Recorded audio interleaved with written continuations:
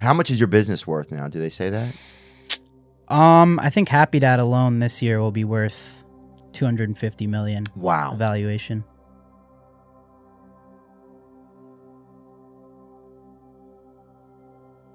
Why did you decide to work with Nelk? What was the value that you brought? It sounds weird to say this, but I really fell in love with Kyle, like the person. Like, it was a sudden decision. It was like, we're doing this. And that night, like, I told my brother, I was like, man, I love this guy. Like, I want to work with him. He's smart from a business standpoint. He thinks long term, but he also understands short term. Like, he knows things that'll hit now, but also don't hurt him in the long run.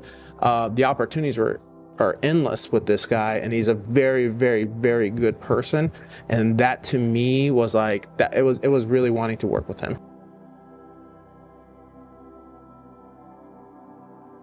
How much is your business worth now? Do they say that? I think Happy Dad alone this year will be worth 250 million. Wow. Valuation. Somewhere. Yeah.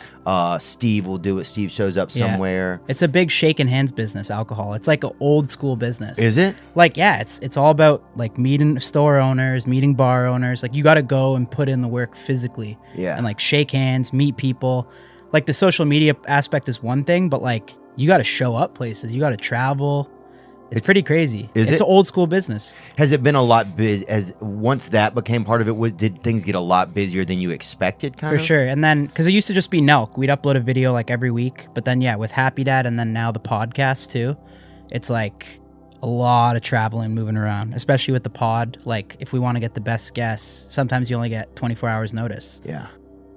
I first saw Nelk, man, maybe a year before I actually met Nelk. Jake Paul actually is the one that told me. He's like, dude, you got to watch these guys. He actually told me to go to their TikTok. He's like, go to their TikTok. And yeah, that's when I started checking them out. And then I brought it up to my brother. I was like, hey, have you heard of these guys that Jake's talking about? The Nelk boys? Yeah, of course. And I was like, dude, their TikTok's hilarious. Like, their TikTok, he's like, you should be watching their YouTube. And that was it. That was the beginning of it. All right, boys. Meet Elon. Hi, guys. Well, I'm sure you have enough cameras. So what made Nelk stand out so much? Why did you want to work with them? They have the balance of reckless and fearless. Kyle. All right.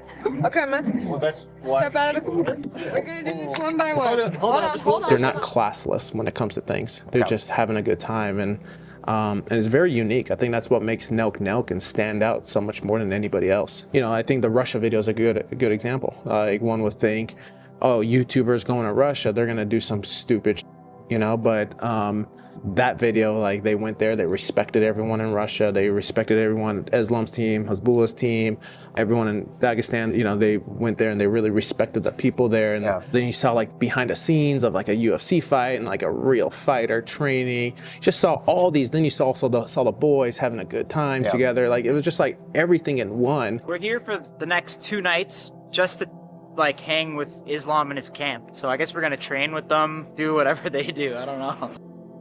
How did the idea of Happy Dad come about? It was at that dinner that we had with Kyle. We were talking about creating a new product together, and I told him, you should have an alcohol. You should create an alcohol, and he kind of rolled his eyes. He's like, I hear that so much, but we've never had a right partner. And I was like, dude, I'm different than everyone else. Like, he's like, yeah. He's like, no, I believe you. Like, if you can do it, do it. And reach out to a couple buddies of mine, the Butau brothers. The story that I don't think I've ever told this story before, but maybe about 15 years ago or so, we had launched a tequila together, but we didn't have the marketing. We didn't know how to market it, so the company failed. So I called these guys and say, hey, what do you think about giving alcohol a chance again? But I need you guys to make an A+ product. Like, I got to. Like, this is a crazy opportunity. We got to make it a priority, but you got to make sure that it tastes great. These guys are not going to want anything that tastes less than great. Brought them on board, and I went back to Kyle. I was like, hey, I got the partners. In fact, we have samples. Let's try them. We did that first sample taste. He's like, this tastes great. I was like, all right, let's go. And that's pretty much the beginning of Happy Dad. We're gonna try out some tasting today. Try some seltzers, talk about the business, kind of run through it for you guys so you understand a little more, kind of talked about them, how it worked. So how do you get from where your channel is going well, you guys are doing well, to like turning that into like a bigger business? Yeah, I guess the big play that for us was like the Happy Dad stuff, for sure. Our merch was always killing it too. Like, oh yeah, our merch was killing it. But yeah, Happy Dad's something that I've definitely always wanted to do, because like my whole goal is to like, yeah, I just want to build like a big long-term business that could like outlive me or outlive like anyone part of the crew, you know? Yeah. just build something bigger. But yeah, Happy Dad, we always wanted to do our own alcohol because we were always drinking and shit, drinking in the videos. So we either wanted to get a deal or start our own. And then a few other people approached us. We used to be like WME, and they were trying to get us to like start an alcohol, but it never went anywhere. And then I met John and Sam Shahidi at dinner, and they were interested in working with us. And they said, yo, like, is there any way we can help? Anything you guys need help with? And I just told them straight up, like, I was like, yo, I want to start a fucking alcohol. I was like, if you guys could do it, if you guys want to project manage that for us, I was like, let's fucking do it.